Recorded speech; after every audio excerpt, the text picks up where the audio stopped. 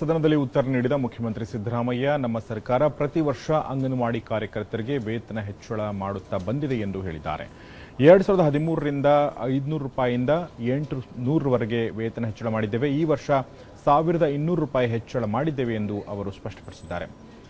ಇನ್ನು ಬಿಜೆಪಿ ಮಹಿಳಾ ವಿರೋಧಿ ನೀತಿ ಅನುಸರಿಸ್ತಾ ಇದೆ. ಮಹಿಳೆಯರ ಬಗ್ಗೆ, ದಲಿತರ ಬಗ್ಗೆ ಸುಮ್ಮನೆ ಮಾತನಾಡುವ ಬಿಜೆಪಿ 5 ವರ್ಷ ಅಧಿಕಾರದಲ್ಲಿದ್ದಾಗ 1 ರೂಪಾಯಿ ಕೂಡ ಅಂಗನವಾಡಿ ಕಾರ್ಯಕರ್ತರಿಗೆ ವೇತನ ಹೆಚ್ಚಳ ಮಾಡಿಲ್ಲ ಎಂದು ಅವರು ಕಿಡಿಕಾರಿದರು.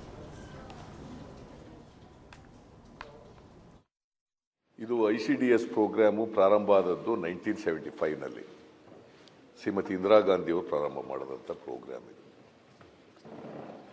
ಆಗ ಅಲ್ಲಿ ಅವತ್ತಿನಿಂದ ಏನು ಮಾಡ್ತಾ ಇದ್ರು, ಕೇಂದ್ರ ಸರ್ಕಾರ ಅಂಗನವಾಡಿ ಕಾರ್ಯಕರ್ತರಿಗೆ ಗೌರವಧನ ಅಂತ ಕೂಡ, ಆನರರಿಯಂ, ನಾಟ್ ಎ ಸ್ಯಾಲರಿ, ಆನರರಿಯಂ ಅಂತೇಳಿ ಕೊಡ್ತಾ ಬರ್ತಾ ಇದ್ದಾರೆ. 90% ಕೇಂದ್ರ ಸರ್ಕಾರ ಕೊಡೋದು, 10% ರಾಜ್ಯ ಸರ್ಕಾರ ಕೊಡೋದು. ಇದು ಜೊತೆಗೆ ರಾಜ್ಯ ಸರ್ಕಾರನು ಪ್ರತಿ ವರ್ಷ ಸ್ವಲ್ಪ ಹೆಚ್ಚಿತ್ತು. ಹಿಂದೆ ರಾಜ್ಯ ಸರ್ಕಾರನೂ ಕೂಡ ಕಟ್ತಾ ಇತ್ತು. ನಿಮ್ಗೆ ಹೇಳಬೇಕು ಅಂತಂದ್ರೆ 2007-8ರಲ್ಲಿ ಮಾನ್ಯ ಅಧ್ಯಕ್ಷರೇ, ಕೇಂದ್ರ ಸರ್ಕಾರ ಅವರು ಕೊಡ್ತಿದ್ದಂಥ ಗೌರವಧನ 1500 ರೂಪಾಯಿ.